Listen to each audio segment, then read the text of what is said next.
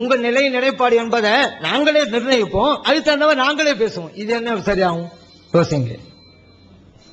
அஸ்ஸலாமு அலைக்கும் வரஹ்மத்துல்லாஹி வபரகாத்துஹு. அன்பிற்குரிய சகோதரர்களே, காலையிலிருந்து 2 அமர்வுகள் முடிந்து 3வது அமர்விலே நாம் அமர்ந்திருக்கிறோம். இதில் காலையிலிருந்து நாம் தொடர்ந்து எடுத்து வைக்கிற வாதம் என்னவென்று சொன்னால், ஷேக் அப்துல்லாவும் அவருடைய கொள்கையை ஏற்றுக்கொண்டவர்களும் பகிரங்கமாக இணை வைக்கக்கூடியவர்கள். ஏனென்று சொன்னால், இறந்து போனவர்களை அவர்கள் அழைக்கிறார்கள்.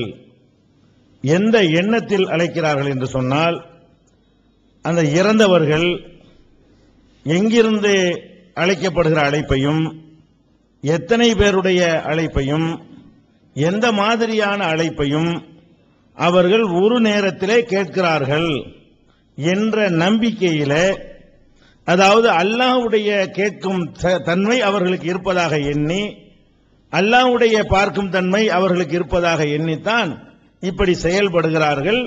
இது அப்பட்டமான ஷிர்க் என்று இணை கற்பித்தல் என்று நம்ம சொன்னோம்.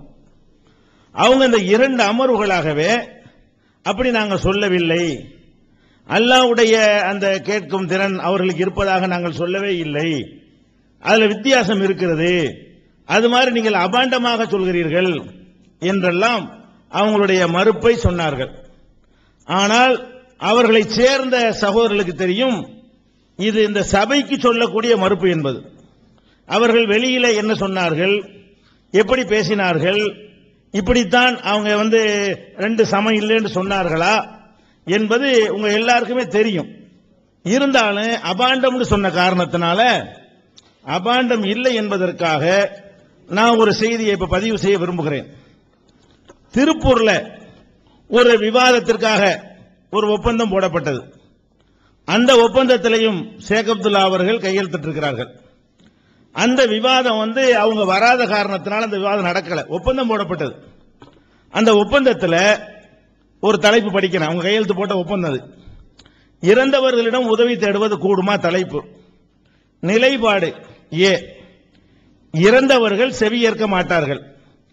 எத்தனை பேர் அழைத்தாலும், எங்கிருந்து அழைத்தாலும், எந்த மொழியில் அழைத்தாலும், உள்ளத்தால் அழைத்தாலும், அனைத்தையும் ஒரே நேரத்தில் செவியுற்று பிரித்தறிந்து அனைத்திற்கும் பதிலளிக்கும் ஆற்றல் அல்லாஹ்வை தவிர அவனது எந்த படைப்புகளுக்கும் இல்லை என்பதும், எனவே அவர்கள் உதவி செய்ய மாட்டார்கள் என்பதும், அழைப்பிற்கு பதில் சொல்ல மாட்டார்கள் என்பதும், எனவே இறந்தவர்களிடம் அழைத்து உதவி தேடக்கூடாது என்பதும் தௌஹீத் ஜமாஅத்தின் நிலை.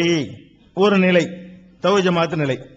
நிலைப்பாடு பி, இறந்தவர்கள் செவியேற்பார்கள் என்பதும், எத்தனை பேர் அழைத்தாலும், எங்கிருந்து அழைத்தாலும், எந்த மொழியில் அழைத்தாலும், அனைத்தையும் ஒரே நேரத்தில் செவியுற்று பிரித்தறிந்து அனைத்திற்கும் பதிலளிக்கும் ஆற்றல் அல்லாஹுவால் இறந்த இறைநேசர்களுக்கு வழங்கப்பட்டிருக்கிறது என்பதும் திருப்பூர் வட்டார ஜமாஅத்துல் உலமாவின் நிலை. அதன் சார்பாக தான் விவாத ஒப்பந்தத்தில் கையெழுத்து போட்டாங்க.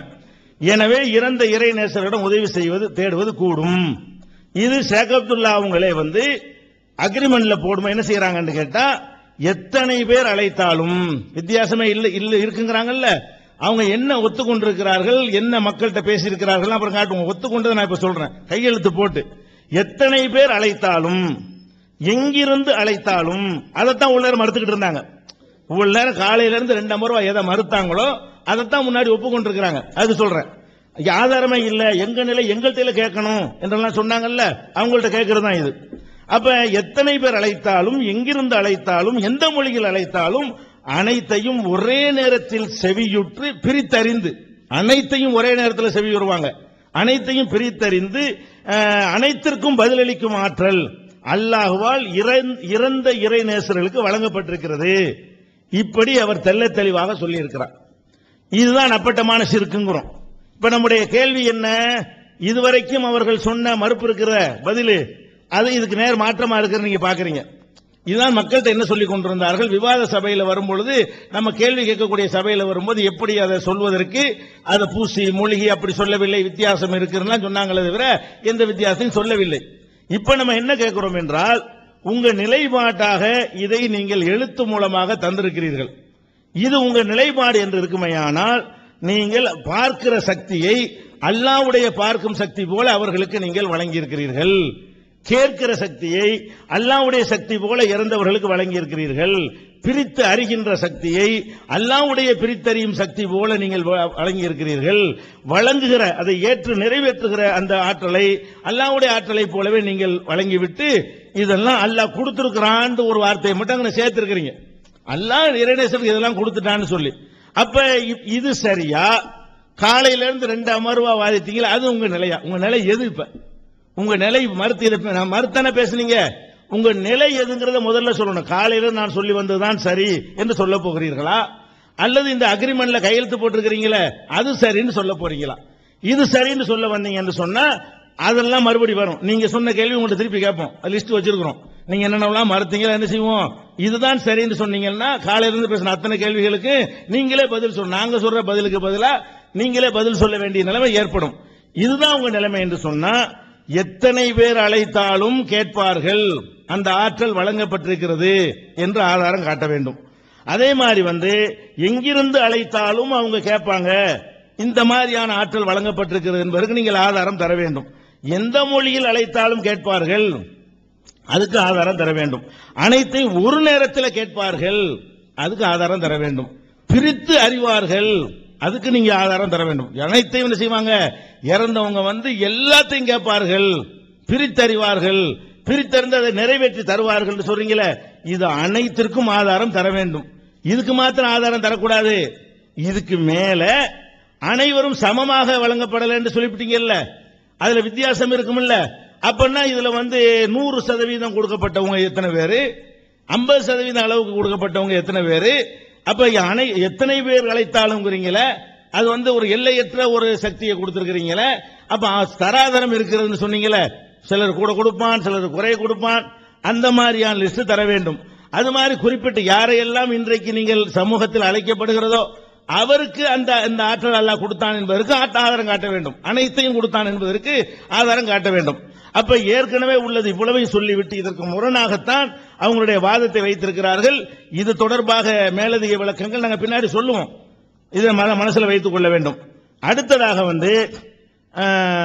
சில விஷயங்கள், அதாவது முந்தின லாஸ்ட் அமர்வுல அவங்க சொன்னாங்க இல்லையா, அதற்கான இது ஒரு கூடுதல் வாதமா எடுத்து வச்சுக்கிட்டேன். அதுக்கிடையில் அவங்க சொன்னதுல சிலதுக்கு பதில் நேரம் இல்லாதனால இப்ப கொஞ்ச நேரம் தான் இருக்கிறது. அவங்க சொன்ன அனைத்துக்கும் நாங்க பதில் சொல்லி முடிப்போம், ஒன்னு கூட விட மாட்டோம்.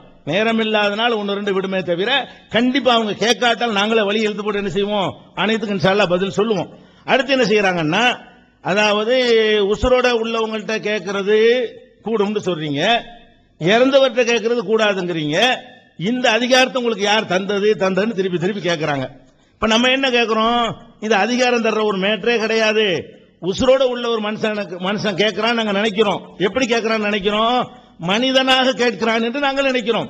மனிதனுக்கு எந்த அளவுக்கு கேட்கிற சக்தி இருக்கிறது அதுதான் அவன் கேட்கிறான் நாங்க நினைக்கிறோம். இறைவனுடைய கேட்குதல் அவனுக்கு இல்லைன்னு நாங்க நினைக்கிறோம். அதனால அவனை போல் எதுவும் இல்லை என்ற வசனத்துக்கு இது முரண் இல்லை.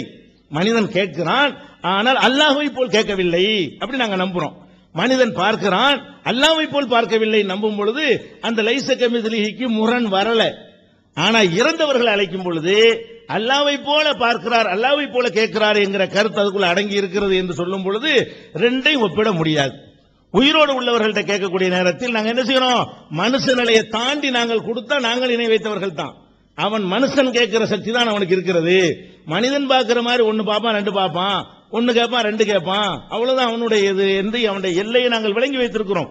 இந்த மாதிரி நாங்கள் வளங்களை எங்கிருந்து அழைத்தாலும் எத்தனை பேர் அழைத்த அந்த வாசகத்தை எல்லாம் போட்டு அவங்க ஒத்துக்கொண்டிருக்கிற காட்சியை பார்க்கிறோம். அதனால வித்தியாசம் இருக்கும் பொழுது அதிகாரம் யார் தந்தான்னு ஒரு கேள்வியாகுமா? வித்தியாசம் தெளிவா இருக்கிறது. நீங்க கேட்கறீங்க இதுக்கு அதுக்கு என்ன வித்தியாசங்கிறீங்க. இதுக்கு வித்தியாசம் இருக்கிறது. கண்ணுக்கு முன்னாடி உள்ள ஒரு ஆள்கிட்ட போய் கேட்கிறோம், ஒண்ணுதான் கேட்போம், ஒருத்தர் தான் கேட்போம், அவருக்கு கேட்கக்கூடிய சத்தத்துல தான் கேட்போம். அதுக்கான ஊரே திரண்டு வந்து அவர்கிட்ட கேட்க மாட்டாங்க. அவரை எந்த இடத்துல வைக்கிறோமோ அந்த இடத்துல வச்சிருக்கிறோம்.